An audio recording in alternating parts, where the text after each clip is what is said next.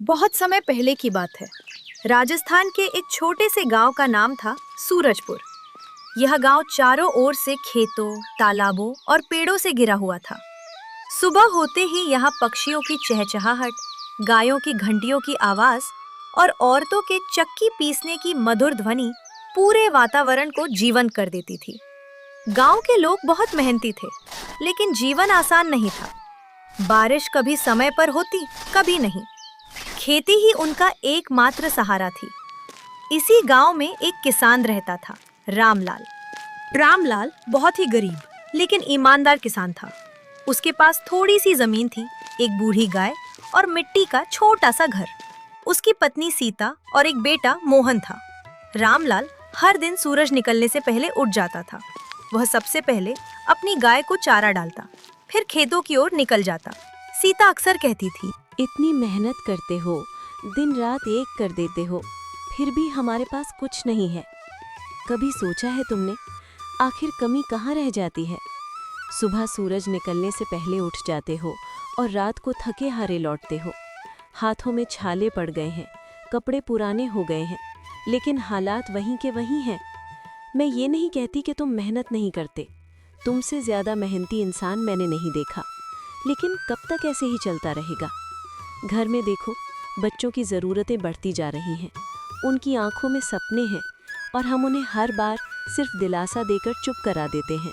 फिर रामलाल सीता को समझाता है, सीता, सुनो, एक बात हमेशा याद रखना, ईमानदारी से कमाया हुआ थोड़ा भी बहुत होता है। हो सकता है आज हमारे घर में ज्यादा धन दौलत ना हो, ना ही बड़े बड़े सपनों जैसा सुख हो, लेकिन जो कुछ भी है वो सच्चाई और मेहनत से कमाया हुआ है। मैं जानता हूँ तुम्हारी आंखों में कई सपने हैं और बच्चों के लिए तुम्हारे दिल में हजारों इच्छाएं। तुम चाहती हो कि उनके पास वो सब हो जो शायद हमें कभी नहीं मिला। लेकिन सीता, अगर मैं बेईमानी का रास्ता चुन लूं तो हो सकता है कुछ समय के लिए हमारी जिंदगी आसान हो जाए, घर में पैसे आ जाएं, सुख सुविधाएं बढ़ जाएं, पर क्या हम चैन की नींद सो पाएंगे? क्या हम अपने बच्चों की आंखों में देखकर ये कह पाएंगे कि हमने जो कुछ दिया है वो साफ दिल और सच्चे रास्ते से दिया है? ईमानदारी में भले ही समय लगता है, रास्ता थोड़ा कठिन होता है, पर उसका फल हमेशा मीठा और सुकून देने वाला होता है। आज हमारे पास कम है, लेकिन जो है उसमें किसी का हक नहीं मारा गया, किसी को धोखा नहीं दिया गया, और यही हमारी सबसे बड़ी दौलत है। सीता, मैं वादा करता हूँ, शायद धीरे धीरे ही सही, लेकिन एक दिन हमारी मेहनत जरूर रंग लाएगी। सूरजपुर गांव में कई तरह के लोग रहते थे। कुछ किसान मेहनती थे तो कुछ चालाक थे। गांव का सबसे अमीर आदमी था लाला हरिराम। लाला हरिराम के पास बहुत जमीन थी, लेकिन वह लालची और बेईमान था। वह गरीब किसानों को कर्ज देकर उनसे ज्यादा ब्याज वसूलता था। लोग उससे डरते थे। एक साल गांव में भयंकर सूखा पड़ा।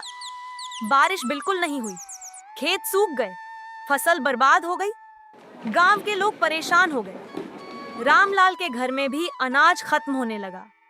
सीता बोली, अब क्या करेंगे? बताओ रामलाल, अब क्या करेंगे हम?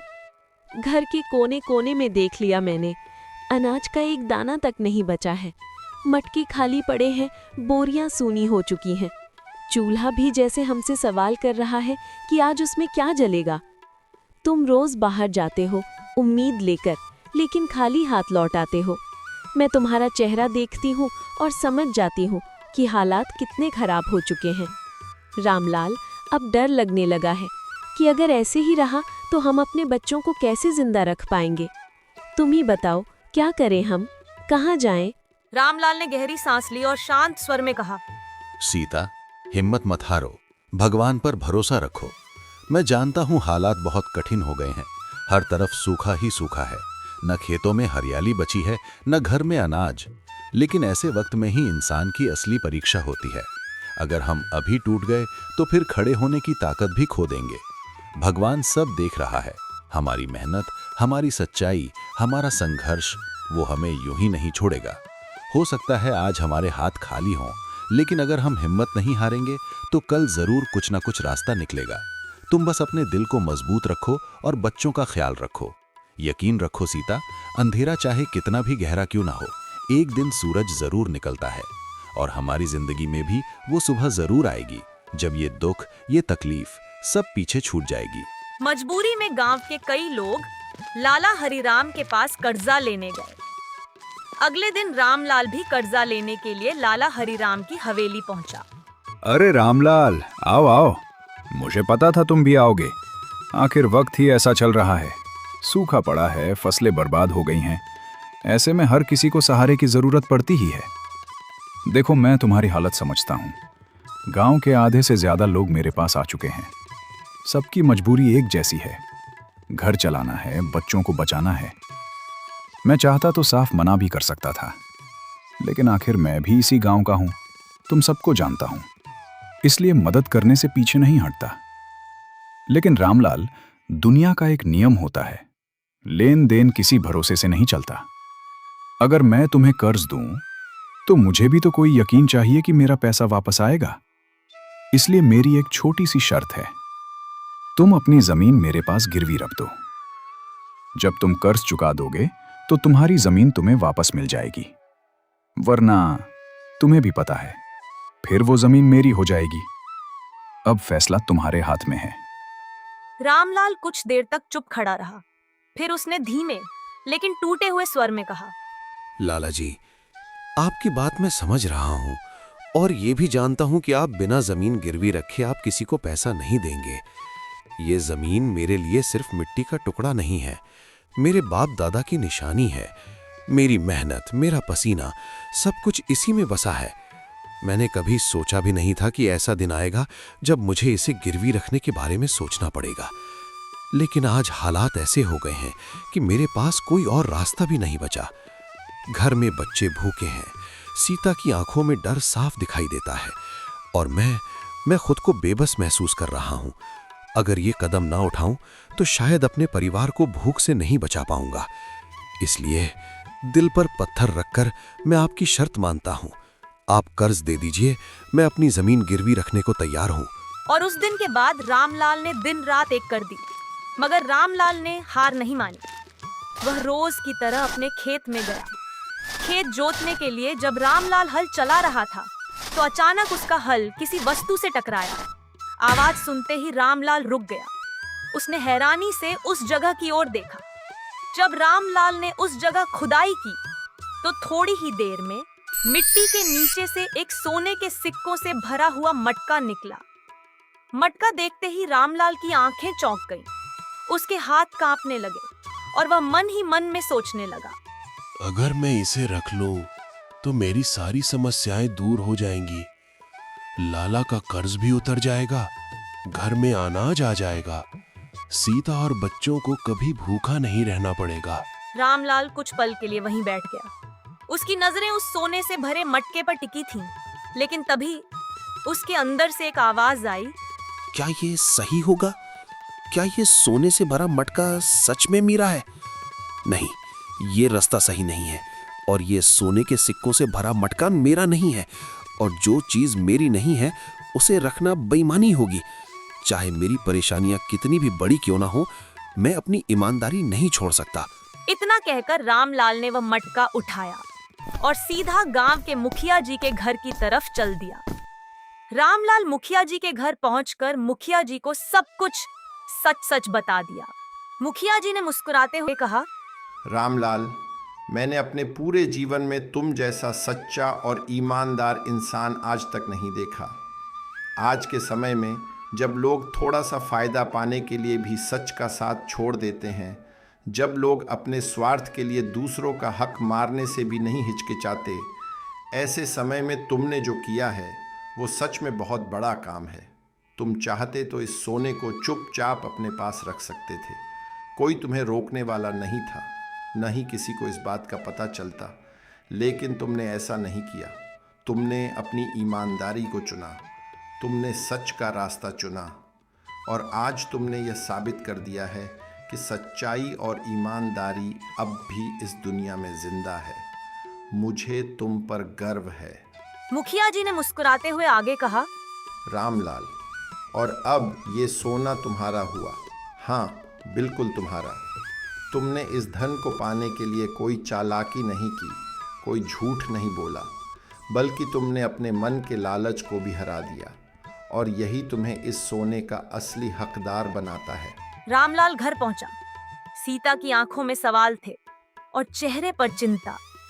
रामलाल ने धीरे से उसके पास बैठते हुए कहा, सीता, आज जो कुछ हुआ वो हमारे जीवन का सबसे बड़ा मोड़ है। तुम हमेशा कहती थी ना कि इतनी मेहनत के बाद भी हमारे पास कुछ नहीं है, लेकिन देखो, भगवान ने हमारी परीक्षा ली और हमने उस परीक्षा में ईमानदारी का साथ नहीं छोड़ा। जब मुझे वो सोने से भरा मटका मिला तो एक पल के लिए मेरे मन में भी लालच आया था। मैंने भी सोचा था कि अगर इसे अपने पास रख लूं तो हमारी सारी परेशानियां खत्म हो जाएंगी। लेकिन अगले ही पल मैंने सोचा, अगर मैंने बेईमानी की तो शायद हमारे पास धन तो आ जाएगा, लेकिन दिल का सुकून हमेशा के लिए खो जाएगा। सीता, पैसा जरूरी होता है, लेकिन उससे भी ज्यादा जरूरी होती है इंसान की सच्चाई। आज हमें जो कुछ मिला है वो हमारी मेहनत का नहीं, बल्कि हमारी ईमानदारी का फल है, और यही सबसे बड़ी दौलत होती है। अब हम अपने बच्चों को भी यही सिखाएंगे कि चाहे हालात कितने भी कठिन क्यों ना हो, कभी भी गलत रास्ता नहीं चुनना चाहिए, क्योंकि देर से ही सही लेकिन सच्चाई का फल हमेशा मीठा होता है। सीता की आंखों में खुशी के आंसू आ गए। वह मुस्कुराते हुए बोली, रामलाल, आज सच में समझ में आ गया कि ईमानदारी कभी खाली हाथ नहीं लौटाती। आज तक मैं बस हालात को देखती रही, हमारी गरीबी, हमारी परेशानियां, और कभी-कभी मन में शिकायत भी आ जाती थी। लेकिन आज समझ में आया कि सच्चाई और ईमानदारी ही इंसान की सबसे बड़ी ताकत होती है। तुमने कभी हार नहीं मानी, कभी गलत रास्ता नहीं चुना, और उसी का फल आज हमें मिला है। शायद देर जरूर लगी, लेकिन भगवान ने हमें खाली हाथ नहीं लौटाया। फिर वह जल्दी से उठकर बोली, चलो रामलाल, अब देर मत करो। सबसे पहले सेठ लाला हरीराम का कर्ज चुका देते हैं, ताकि हमारी जमीन फिर से हमारे पास आ जाए। लेकिन उन्हें क्या पता था कि गांव का सबसे लालची आदमी तो सेठ लाला हरीराम ही है, जो ऊपर से तो मीठी बातें करता है, लेकिन अंदर ही अंदर सिर्फ अपने फायदे के बारे में सोचता है। सीता और रामलाल जब सेठ लाला हरीराम के घर पहुंचे, ये लीजिए सेठ जी, आपका सारा कर्ज, एक एक पैसा पूरा है इसमें। अब कृपया मेरी जमीन के कागज मुझे वापस दे दीजिए। नहीं रामलाल, अब बहुत देर हो चुकी है। अब मैं जमीन वापस नहीं करूंगा। रामलाल चौंक गया। क्या? ये अब क्या कह रहे हैं सेठ जी? जब तुमने जमीन गिरवी रखी थी तब समय पर कर्ज चुकाने की बात हुई थी, लेकिन अब वो समय निकल चुका है और अब वो जमीन पूरी तरह मेरी हो चुकी है। सेठ जी, ऐसा मत कीजिए। वो जमीन ही हमारा सब कुछ है, हमारी मेहनत, हमारी पहचान। लेकिन सेठ लाला हरीराम के दिल पर कोई असर नहीं पड़ा और सेठ सख्त आवाज में बोला, मैंने जो कह दिया वो कह दिया, अब तुम जा सकते हो। रामलाल और उसकी पत्नी सीता दोनों भारी मन से गांव के मुखिया जी के पास पहुंचे। उनके चेहरे पर उदासी साफ झलक रही थी। मुखिया जी ने उन्हें देखते ही पूछा, क्या हुआ रामलाल, तुम दोनों इतने परेशान क्यों हो? रामलाल ने धीमे स्वर में कहा, मुखिया जी, हमने सेठ लाला हरीराम का सारा कर्ज चुका दिया, एक एक पैसा लौटाया, लेकिन अब वो हमारी जमीन वापस देने से मना कर रहा है। मुखिया जी, उसने हमारे साथ धोखा किया है, उसने हमारी मजबूरी का फायदा उठाया है। हम गरीब जरूर हैं, लेकिन बेईमान नहीं हैं। हमने अपनी तरफ से पूरा कर्ज चुका दिया है, अब हमारी जमीन हमें मिलनी चाहिए। मुखिया जी गंभीर हो गए। उन्होंने ध्यान से दोनों की पूरी बात सुनी। कुछ पल सोचने के बाद उन्होंने कहा, रामलाल, चिंता मत करो, जब तक मैं जिंदा हूँ इस गांव में किसी के साथ अन्याय नहीं होने दूंगा। तुमने ईमानदारी दिखाई है और अब तुम्हें तुम्हारा हक जरूर मिलेगा। फिर मुखिया जी ने आदेश दिया, कल पंचायत बुलाई जाएगी और सेठ लाला हरीराम को भी बुलाया जाएगा। सबके सामने सच सामने आएगा और वहीं फैसला होगा। रामलाल और सीता की आंखों में फिर से उम्मीद की एक किरण जाग उठी। उन्हें भरोसा था कि अब न्याय जरूर मिलेगा। अगले दिन पूरे गांव में पंचायत बैठी। चौपाल पर गांव के सभी लोग इकट्ठा हो गए। एक तरफ रामलाल और सीता खड़े थे और दूसरी तरफ सेठ लाला हरीराम अपने घमंड के साथ बैठा था। आज हम यहाँ एक बड़ा फैसला करने के लिए इकट्ठा हुए हैं। रामलाल और सेठ लाला हरिराम के बीच का विवाद आज सबके सामने सुलझाया जाएगा। फिर उन्होंने रामलाल से कहा। तुम अपनी बात सबके सामने बताओ। रामलाल ने सबके सामने पूरी सच्चाई बता दी। कैसे उसने कर्ज लिया, कैसे उसने मेहनत करके हर पैसा लौटाया, और फिर भी सेठ जमीन देने से मना कर रहा है।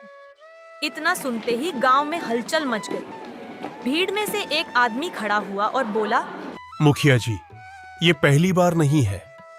इस सेठ ने हम में से कई लोगों के साथ ऐसा किया है। दूसरा आदमी बोला, हाँ, इसने मेरी भी जमीन ऐसे ही हड़प ली थी। मजबूरी का फायदा उठाता है ये। तीसरा आदमी गुस्से में बोला, ये बहुत लालची और बेईमान आदमी है, जिसने हमेशा अपने फायदे के लिए दूसरों का हक छीना है, जिसे ना इंसानियत की परवाह है और ना ही रिश्तों की कोई कद्र।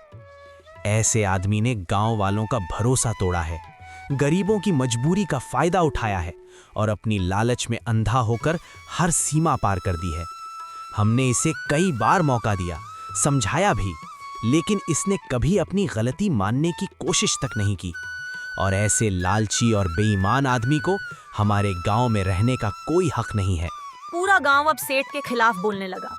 हाँ, ये लालची है, इतना लालची कि इसे कभी किसी और की तकलीफ दिखाई नहीं देती। इसने हमारी जमीन खाई है। हम सब इसके गवाह हैं। अब पूरा माहौल बदल चुका था। सच सबके सामने आ चुका था। अब सबकी नजरें मुखिया जी पर थीं कि वो क्या फैसला सुनाएंगे। मुखिया जी ने गंभीर स्वर में कहा, सेठ लाला हरिराम, अब तुम भी अपनी बात कहो। सेठ थोड़ी देर तक चुप रहा। उसके चेहरे पर घबराहट साफ दिखाई दे रही थी। फिर वह हकलाते हुए बोला, मुखिया जी, मैंने कुछ भी गलत नहीं किया। सब कुछ कागज के हिसाब से हुआ है। लेकिन भीड़ में से आवाज आई, झूठ बोल रहा है ये। हम सब जानते हैं इसकी चालाकी। मुखिया जी ने हाथ उठाकर सबको शांत किया। फिर उन्होंने सख्त आवाज में कहा, बस अब बहुत हो चुका। मैंने दोनों पक्षों की बात सुन ली है और गांव वालों की गवाही भी साफ बता रही है कि सेठ लाला हरिराम ने कई लोगों के साथ धोखा किया है। कुछ पल रुककर उन्होंने फैसला सुनाया। पंचायत का फैसला है, रामलाल ने अपना पूरा कर्ज चुका दिया है, इसलिए उसकी जमीन तुरंत उसे वापस दी जाए। पूरे गांव में खुशी की लहर दौड़ गई। और सेठ लाला हरिराम, तुम्हें चेतावनी दी जाती है कि आगे से किसी की मजबूरी का फायदा उठाने की कोशिश मत करना। अगर दोबारा ऐसी शिकायत आई तो तुम्हारे खिलाफ सख्त कार्रवाई की जाएगी। सेठ का सिर शर्म से झुक गया। उसके पास अब कुछ कहने के लिए नहीं बचा था। रामलाल की आंखों में खुशी के आंसू आ गए। सीता ने भगवान का नाम लिया और हाथ जोड़ ली। गांव वाले खुशी से चिल्लाने लगे। उस दिन रामलाल को उसकी जमीन वापस मिल गई और पूरे गांव ने मिलकर उसकी खुशी मनाई। रामलाल ने आसमान की ओर देखकर कहा, भगवान, आज आपने साबित कर दिया कि सच्चाई कभी हारती नहीं है। और उसी दिन से गांव में एक नई मिसाल बन गई कि चाहे हालात कितने भी कठिन क्यों न हो, ईमानदारी और सच्चाई का रास्ता ही सबसे सही होता है।